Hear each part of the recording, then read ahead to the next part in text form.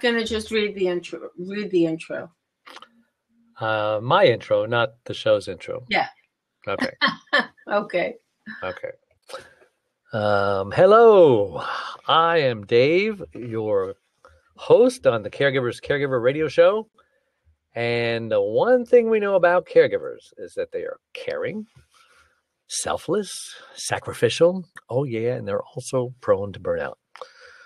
Well, folks, I have to tell you that being the host of this show has been a rewarding experience, but I'm going to start over. I guess I'm lost without my script. Okay, take 2, take 3. Hey, if you're new to the show, no, that doesn't work. Start. Okay, there we go. Okay, from Los Angeles, the Big LA, welcome to all my listeners out there in Radio Land. Yes, I am Dave, the Caregiver's Caregiver, coming to you live globally through the famous Health Star Worldwide Radio Network. Yes, folks, I am the guy who's going to help you and guide you through this very difficult journey called caregiving. And we're going to do our very best to help you through that dreaded thing called caregiver burnout. Ouch. And we do have an exciting show planned for you today. It's an unexpected show because one of our guests called in sick, or as we say in the business, they had to do something else that they forgot about. So Adrienne and I are going to take calls, and we are going to answer the most frequently asked questions by caregivers. So if you're new to the show, and we get many new listeners every week from Blab, etc., I'm your host, Dave Nassaney, Adrienne Gruberg from the Caregiver space. Hi. 140 some odd thousand, maybe it's 150 now, Facebook likes. So she's doing something right. Like I said, if you're new to the show, I'm your host, Dave Nassaney. And like I said, when the one thing we know about caregivers is that they are caring, selfless, and giving. And they're also prone to burnout. And they put everyone else's needs above their own. And it's almost like the airlines. When you go on the airline, they seat you down. They give you the emergency spiel. They say, in the unlikely event of an emergency, and the oxygen mask falls from the sky, put your mask on first. Because especially if you have a child, don't help them first, but help yourself first. And I mean, that sounds pretty selfish, doesn't it, Adrienne? I mean, put my needs before my 3-year-old? Are you crazy? I would guess if you put 100 people in a plane with 100 3-year-olds and the oxygen mask fell, 99 out of 100 of them would be helping the kid with their mask first. But see, they know from experience that you will most likely black out if that happens. And so you have to put your needs above the needs of your loved ones. And caregivers are exactly the same way. Now, we also talk about grief and loss here and the devastating effects that it have on us. It automatically throws us into this other thing called the grief process. Ouch. Well, there's only one way out of the grief process. You have to go through it. Can't go over it, around it, under it. You got to go through it. And we're here to help you through your grief and your loss if you kind of feel like you're stuck. All right, enough of that. Welcome to the show, Adrienne. Why don't you just take a couple of minutes and tell the people who you are and what you do? Okay, my name is Adrienne Gruberg, and 4 years ago, I founded the Caregiver Space, which is an online site for all caregivers. Primarily family caregivers are there, though, for emotional support. It's non-commercial. It's strictly there to help you. We have moderated chats on specific topics. We have a forum where you can either join a conversation in terms of writing back and forth, or you can start a conversation.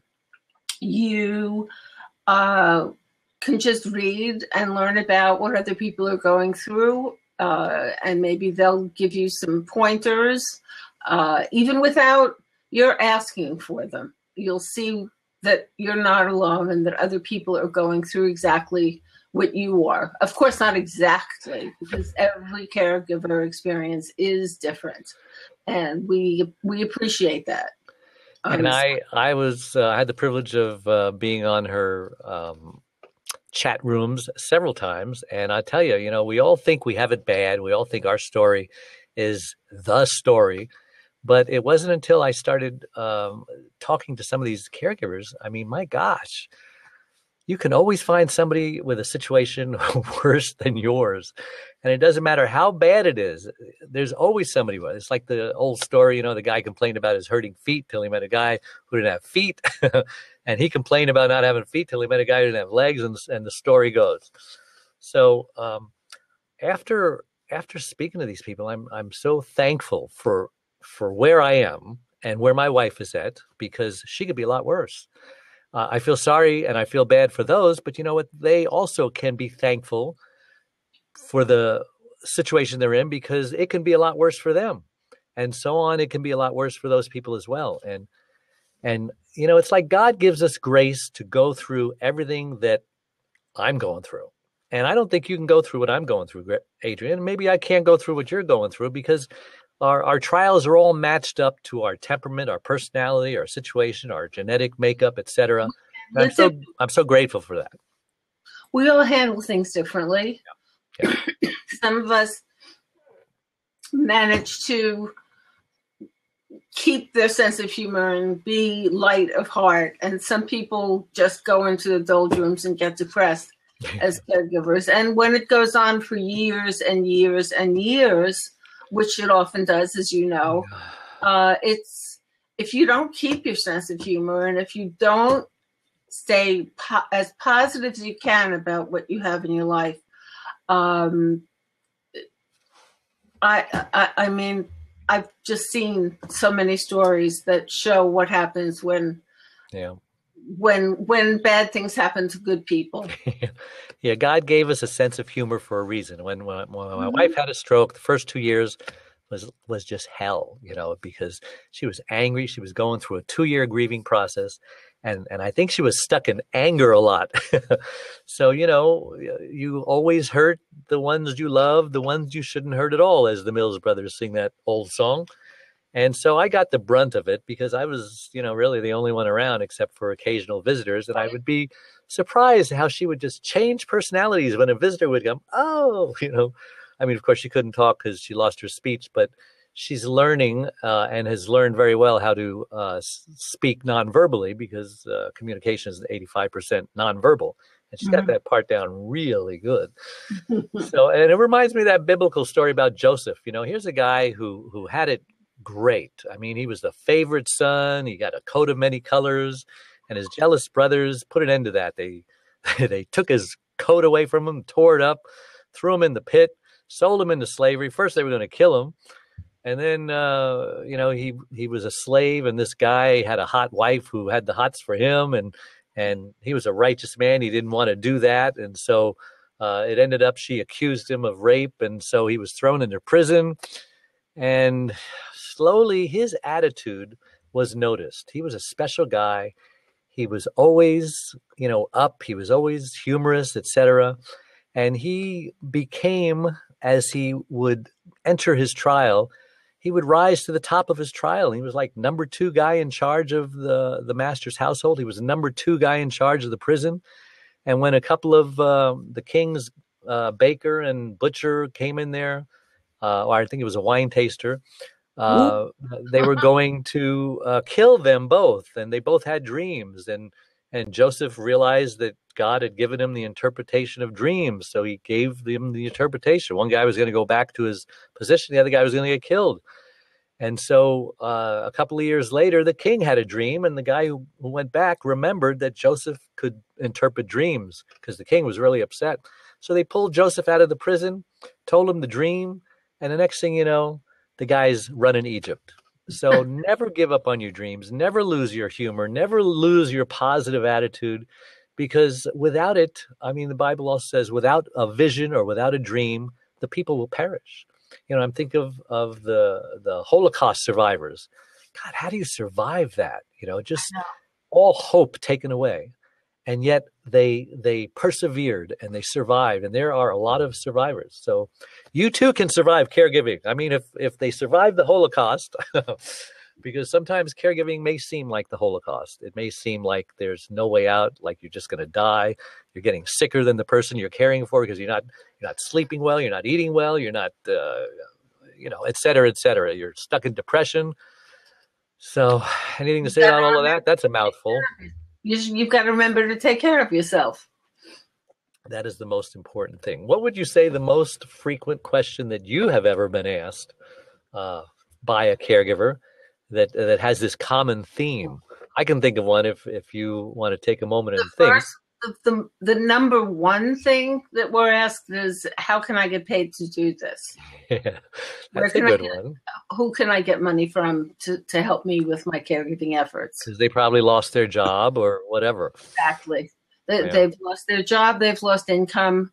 Depending on who they're caring for, they have to go through all the paperwork and the Medicaid work. And if they're caring for someone older, the Medicare work. Even if the person that they're caring for has all the insurance, it's paperwork. Yeah. And very frequently there is no place for them to go to be able to get money. Very few states have any kind of compensation for caregivers. And that's something that we really need to fight for. Well, now, fortunately, there are some government agencies. For example, the Veterans has a program that if your spouse was a veteran, that they will actually put you in a selected assisted living situation, Yes. which may be better than the situation you're in now. A lot of caregivers are watching their loved one, and the reason they're going crazy is because their level of care has exceeded their capacity to care for them. And it's like maybe they made a promise that I'll never put you in a nursing home or whatever, and this promise is killing them. And so the veterans will actually pay, and we're talking about $3,000 or $4,000 a month to put someone in an assisted living situation. So you need to look into that, see if they're a veteran, or the Social Security Administration will actually pay a caregiver money because otherwise, if you weren't the caregiver, they'd be on Medi-Cal or Medicare or something, a Medicaid, and they would have to shell out money as well. And I know my in-laws did that for their parents. They were getting not only their Social Security check from the parents, but a little extra as well, because they were doing like you were doing, watching the father and the mother. They had hospital beds all over the place, preparing meals. I mean, they were just full-time caregivers. So don't give up on the hope that you can find that. And there are places on the internet that you can look and just, have a positive attitude, and who knows what will happen. Well, I mean, there is the American Council on Aging, but and then there, depending on the illness, there are independent groups for cerebral palsy or cystic fibrosis. I mean, every illness has some sort of an organization now, even the orphan illnesses. But when you get to parents of mentally disturbed children, you can't help but say, oh my God, this is going to be their life from now on. They're going to be caring for their child and wondering what will happen to this child when I die. Yeah. And it's a lifelong mission that never ends. It's a lifelong mission that never ends. And they don't necessarily want to put their child in a residence. Sometimes it's called for the safety of the child, for the safety of other siblings. But sometimes the parents will just persevere and keep that child at home and raise the child. It's heartbreaking. These people have to find ways that they can support themselves in so many ways, not just financially, but financially it's got to be a struggle. Yeah. Have you found there's a difference between the younger caregivers and the older caregivers, and between men caregivers and women caregivers? What dynamics have you found? Well, you're one of the exceptions to the rule. You're a great caregiver. Men are minorities. Men, it's very hard to say this, but men like to fix things. And if they can't fix it, they sort of don't want anything to do with it. So the extreme of that is that they leave in the middle of that is that they turn the care over to somebody else, or they do find the facility when in fact their spouse would like to be with them.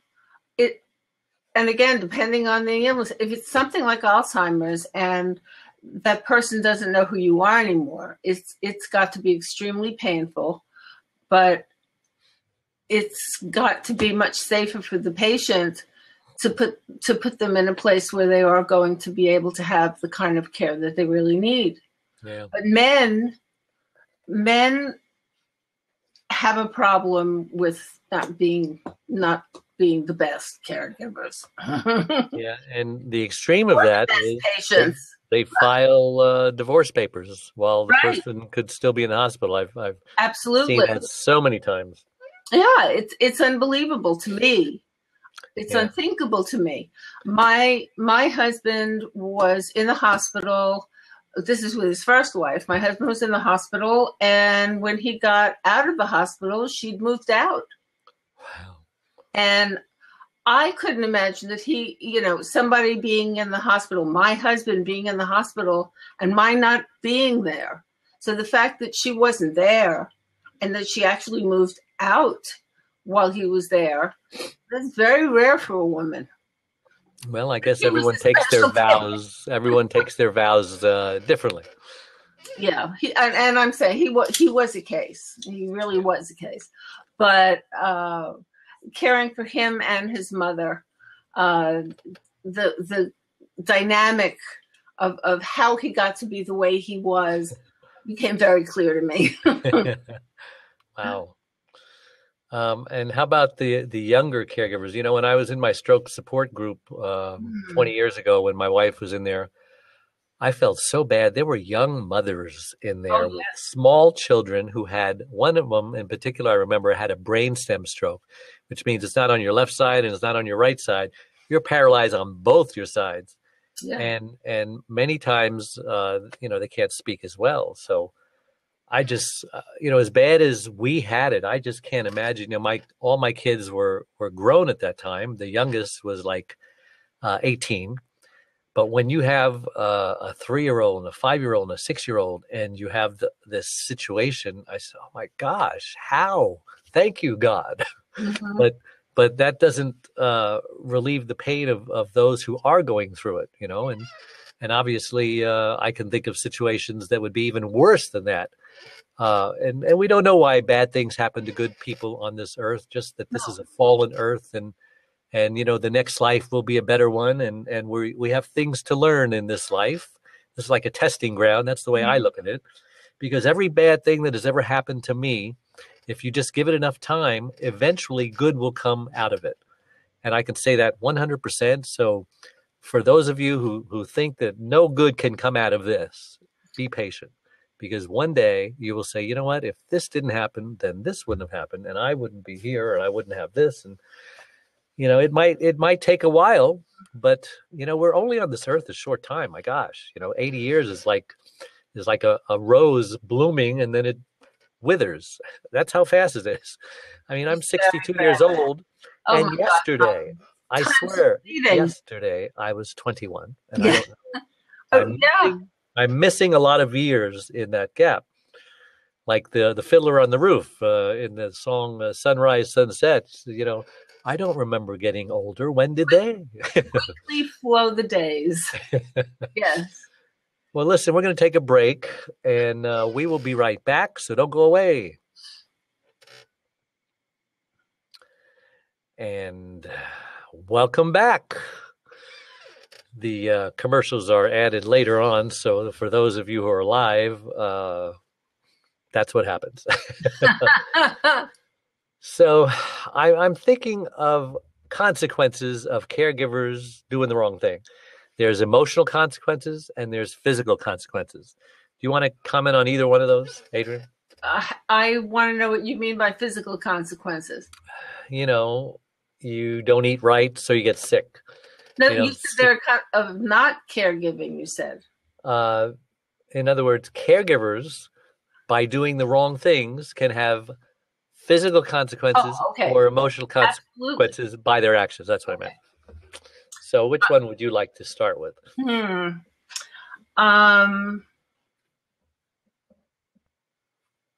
I suppose the neglect, of course, is one of the number one problems caregivers have.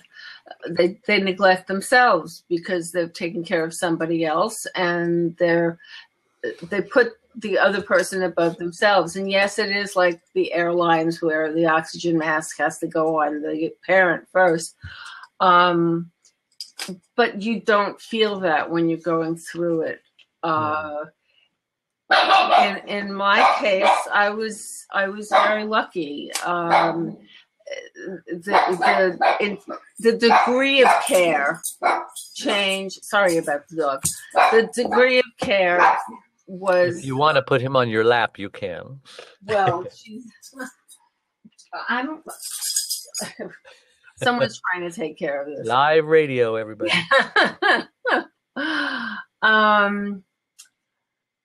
Yeah, I would put her on my lap, but she's not near me. Where was I at? You were talking about the consequences of not taking care of yourself. With me, the degree of care changed with time. And so I had a chance to get used to things at each level. And I was taking care of myself. I was making sure that, it just dawned on me, well, if I don't take care of myself, I'm not going to be of any use to them. Something could be wrong with me. I could be sick, and who would be there to take care of them if something happened to me? Right. But I was still thinking of them, not of myself there. So what are some of the symptoms of emotional consequences? Guilt. That's a good one. Guilt is a big one. You feel guilty that you really don't want to be doing this. You feel you have to do it. I didn't sign on for this. But I'll be doing it anyway. I guess resentment goes with that. Resentment definitely goes with it. And I mean, again, depending on the financial situation and the degree of care that's needed for the person who's ill, the caregiver has a lot of different things to worry about. And they won't think that taking care of themselves is the first problem. Hold on. Good watchdog. She's too good a watchdog. I'm going to go get her. Can you give me a minute? All right, sure.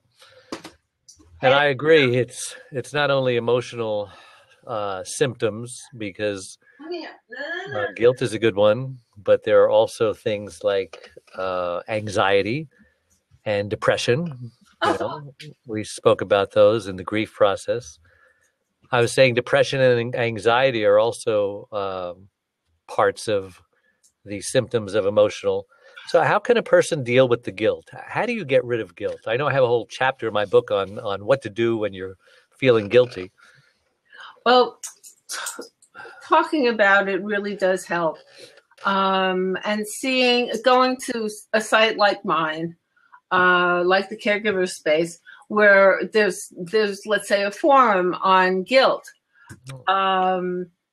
You'll see that you're not the only person that feels this way, and that there's nothing wrong with feeling it, which automatically reduces the feeling of guilt.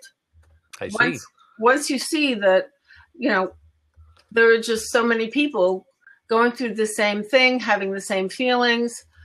It's like, oh, this is normal. Oh, that makes it okay. Yeah, that's okay. All right, so I don't feel so bad that I feel guilty anymore. So that lessens it. But the anxiety, not knowing, is how do you deal with not knowing what's next? Is another big question. The fear of the unknown. You have nothing to fear but fear itself, and the anticipatory grief. Anticipatory grief.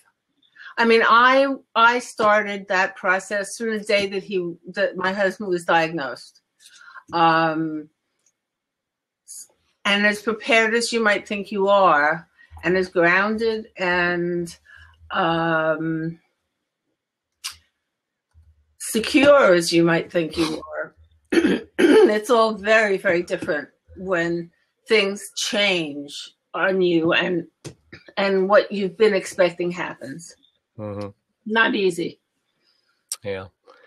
And then, of course, some of the physical symptoms of not caring for yourself, you're always tired. When you're always tired, it means you're always catching a bug somewhere, the flu, the sore throat, a cough, a cold.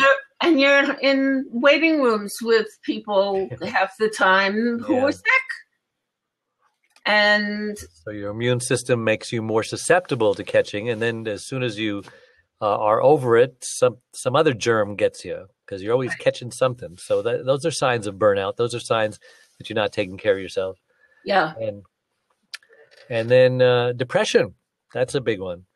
If you just have to, in the morning, you just want to cover your head with covers and you don't want to get out of bed. You finally get up. You don't want to get dressed. Stay in your pajamas all day long. There's not necessarily anything wrong with staying in your pajamas all day long. I know I've done it myself. But if it's a regular habit, and for women, no makeup for a week. I mean, when you're used to putting makeup on or stuff like that. And then isolation. Quit isolating yourselves, That's the biggest problem that we deal with is finding care. Other than financial ruin, really, isolation is the biggest problem that caregivers cope with. They don't always cope. They just start feeling sorrier and sorrier for themselves and more depressed because there's no way out. And it depends on how good a friend you have. I mean, a really, really, really good friend who's bold and can tell you anything, they're going to be pounding on your door and dragging you out of that house, and just getting you away. But the so-so friends, they're just going to, when you tell them no, they're just going to go away. They're not going to fight for you. And they're not going to come back. And they won't come back to you. At a certain point, even the best friend will say, I can't take it anymore. Yeah. I want to do something. I don't know what I can do. She won't tell me what kind of help she needs. Right. And I encourage people to know what they need so that if someone does come up to you and say, what can I do for you? You have an answer. Well, you can pick the kids up after school on Friday. Yeah. Or you can pick up some groceries for me. This is what I need. And you'll find that people are much more willing to continue to help when you actually know what to ask for. Yeah. Well, that's so good that there are places on the internet. When I was a caregiver in the early years, I don't even think there was an internet because I don't remember having a laptop or a computer that, I know we had dial-up modems and I know we had things that you can play like Star Trek on with another person and it was all DOS. But, it wasn't the internet and it wasn't a place for caregivers to get help. I do know that somebody visited us at the hospital who had very severe stroke symptoms of speech impairment and paralysis on the right side. And I remember it scared me because, this was like the first or second day my wife was in the hospital. And of course, I'm a positive guy. This is just temporary. She's going to be okay. And we're going to go back to our normal lives. Mm-hmm. And to see this person say, the things that she was saying, and she wasn't saying the wrong things. She was encouraging me, but it was a reality check to me. Oh my gosh, this is serious. You mean my wife might end up like this woman? Right. It freaked me out, Yeah. And so she invited us to the group and I said no. But a few days later, when it looked like that's the direction my wife was going to be in, In fact, today I would give anything if she was in as good a shape as this woman, because she could at least speak.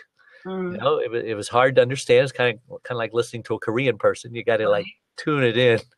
But my wife cannot speak at all. She knows maybe about a dozen words, and it's mostly playing charades, you know. And so, like I said before, in the beginning of the show, there's always someplace worse, and there's always someplace better. And be careful what you don't hope for. Like I said, I says, oh, I just hope that my wife is not like that. Well, today I hope my wife could be like that, because at least I can communicate with her. But like I said, everything happens for a reason, and she's a very remarkable woman. She was remarkable before her stroke, and after a 2-year grieving period, she finally, you know, we both had some very strong faith. She came to the realization that God is sovereign over her life, that if this happened, it happened for a reason, that He allowed it to happen. You know, maybe He didn't do it, but He allowed it to happen for her good. And I've seen her grow tremendously spiritually and as a person. And she has had so many opportunities that she has taken advantage of to help people and bless people that she never would have had if she was just a normal person. You know, we would have just gone about doing our normal thing. I wouldn't be doing this, helping all these people. She wouldn't be, you know, blessing the people that she blesses regularly. And so we don't know why things happen the way they do. And when we get to where we're going, we can ask God why, you know. But I don't think we will have to ask why. I think we'll already know that. We'll all have this universal mind that, because we're only using like 3% of this. It's like, can you imagine running your computer when only 3% of it works? Yet look at how much we've accomplished on this earth with only 3%, 3 marbles out of 100. I mean, I can remember when my computer was probably 3% of what it is now. If I go back to what I could do originally to what is possible now. In 2005, when Steve was diagnosed, there were virtually no support groups online. Facebook wasn't invented yet. Facebook is huge.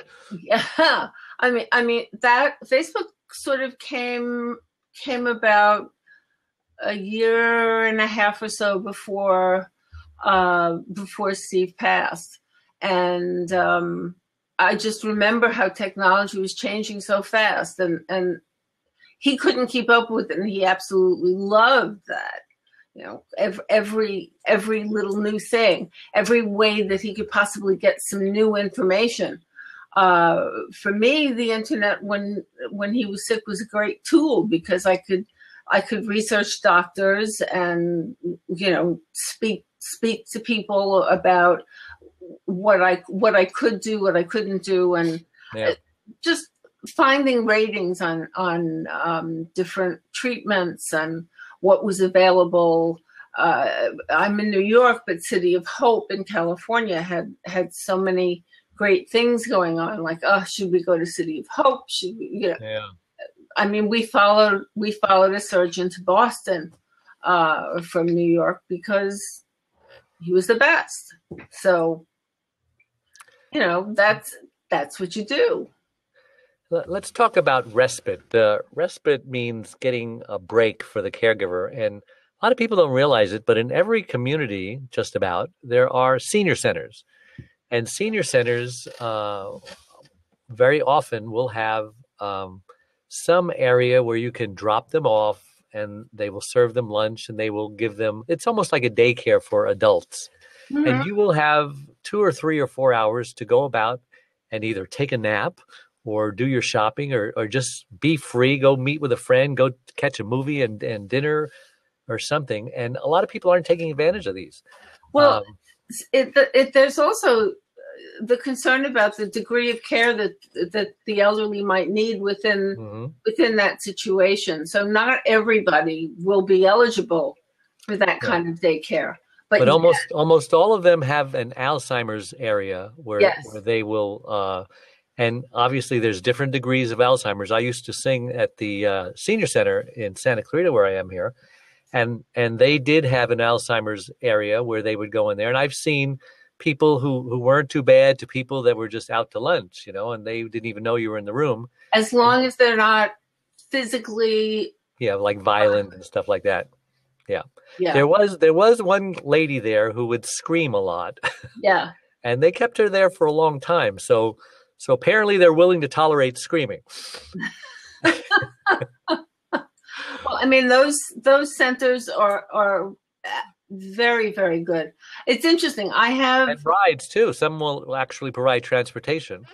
Yes, some will pick you up. In New York, we've got Accessoride, where you apply, everybody is accepted. It's not like that. It's not a matter of financial need. It's a matter of age. And if you can't drive anymore and you can't take the subway anymore because of the steps, and you can't walk far enough to go to the bus, they will pick you up and take you wherever you want to go. Yeah. And if that place is a senior center, then that place is where you can go. It might just be 3 minutes from the house. Yeah. But that's the way to get there. And some communities, believe it or not, actually have overnight respite if funding is available, where they will actually keep your loved one overnight. I don't know of any, but there might be some rich communities out there. Like Beverly Hills, I don't know. That would be special. I mean, respite care is one of the major problems, because sometimes people can't even find an hour a day to themselves, which is sort of ridiculous. But to think of it that way, because you really can. If you're sleeping, you've got that hour, but then you become sleep deprived. So it's this delicate balance of how can I spend my time taking care of myself? Yeah, and I just thought of another one that we used for my mother who had dementia. In California, there's a Medicaid program, and if you qualify for Medicaid, and it's getting easier and easier to qualify, because when we qualified her like 2 or 3 years ago, she couldn't own a home and she had to have only a certain amount of money. But now you can have a home with a certain amount of equity, and in some cases, it doesn't matter how much equity you have.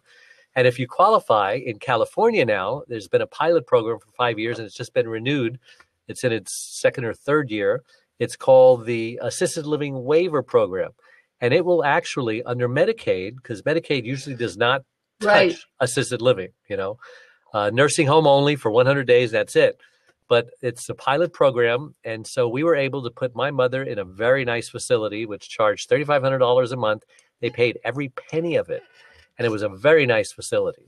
I mean, people came from all over the country looking for that. Now, not all of them are nice like that. Some of them I wouldn't want to put my dog or my cat in, because there's a list of which ones are qualified. And we wanted to put one locally, but they weren't on the list. So it may be a challenge to find one that's on the list that's close enough. We had to drive 35 miles to this place, but it's better that it's easier on her than easier on us. So she has since passed away, and we're very happy we did that. And maybe others can benefit from the Assisted Living Waiver Program. And thank God for the internet, because you can do all this without picking up the phone, without getting in your car. It's just amazing.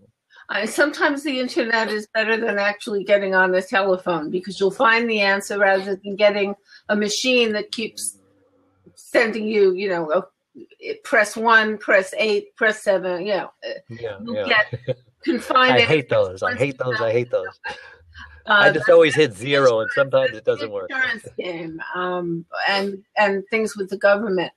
But if you really know how to use, if you know what you're looking for, and you know how to use search words, you'll really. And if you don't know what you're doing, just find a 12-year-old and tell them what to do. That's true. Well, Adrienne, we've come to the end of our hour, so we're going to, no, we had to leave a little early today because we started late, because our engineer needs the show to get it on in time and all that technical stuff that all these people don't need to know about. But we look forward to next week's show. We have a very important guest on. We're just going to keep it a secret until we post it. So thank you again for coming on. And again, how do we get to your site and your Facebook page? Well, the site is the caregiverspace.org. I even wrote it down, but I made a mistake and I put a space between the and caregivers. So it's all together. No, caregiverspace.org.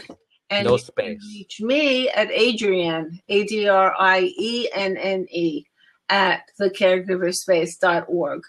And I answer my email and will forward, send people to whichever resource they need to go to.